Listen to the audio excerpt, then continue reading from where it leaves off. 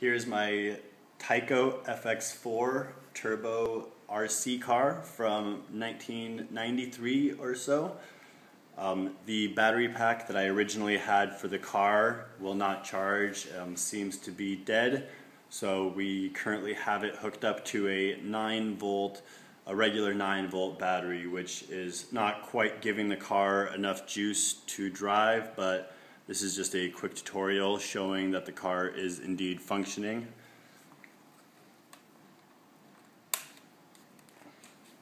So you can see the lights on the front work. Forward works.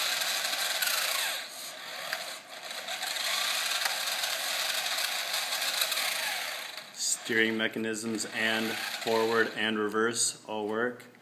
Suspension and tires and all moving parts on the cars seem to be in good shape.